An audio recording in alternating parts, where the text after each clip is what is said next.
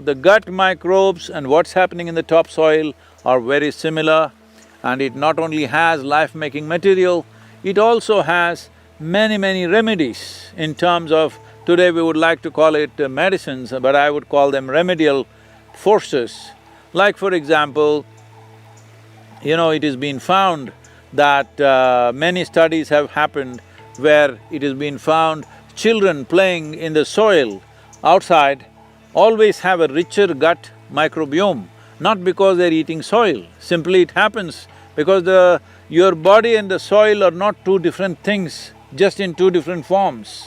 Whether you make a pot out of this soil, or you make a picture out of this soil, or you make a human body out of this soil, it is all soil.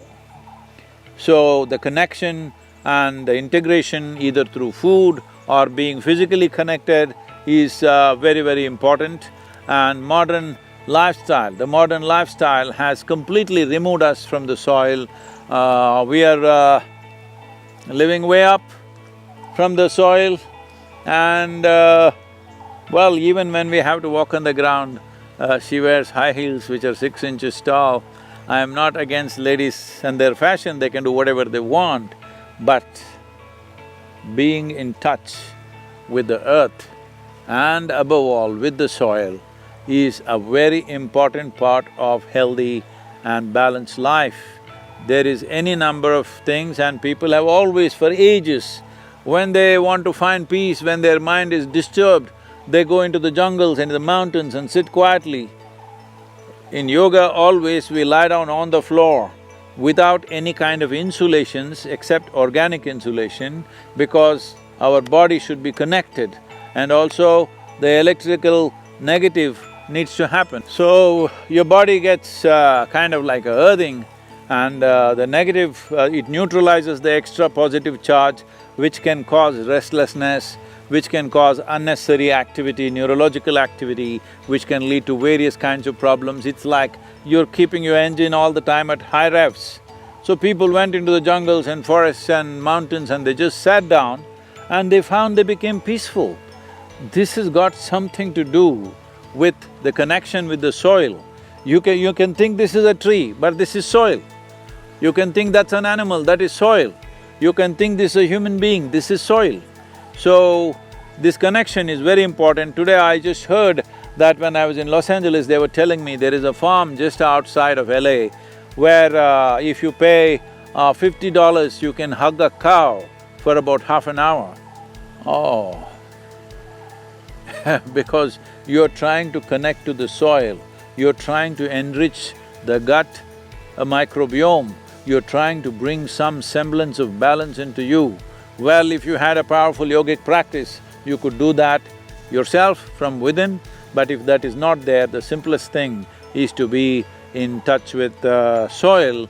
And it is a fact that over 300 million people suffer from asthma.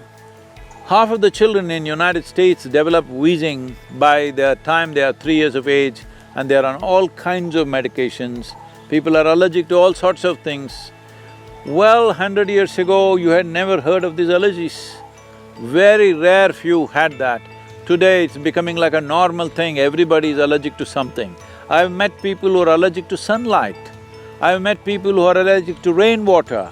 I've met people, of course, the peanut and groundnut allergy, everybody knows about that.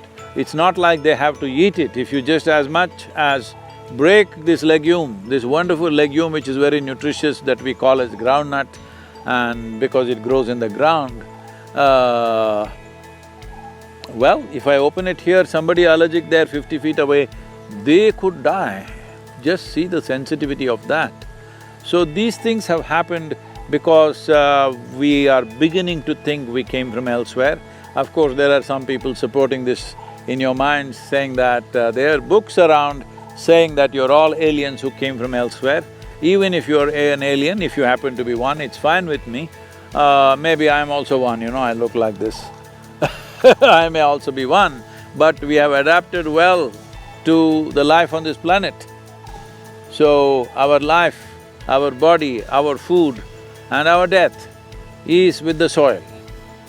It must be understood that those who live in farms and open areas, the propensity towards allergies is way less for rural children and children who live elsewhere. Have you heard of anybody in Africa having pollen allergy or something else? Have you heard of any tribals who are living close by here, anybody having any lactose intolerance? Such things are unheard of. This only happens in affluent societies because we think affluence means we should become hydrogen balloons. That means we must be away from the earth in every possible way, and then we start calling life-making magic, that is soil, as dirt. If this is dirt, you and me become dirt bags. Let us not be that.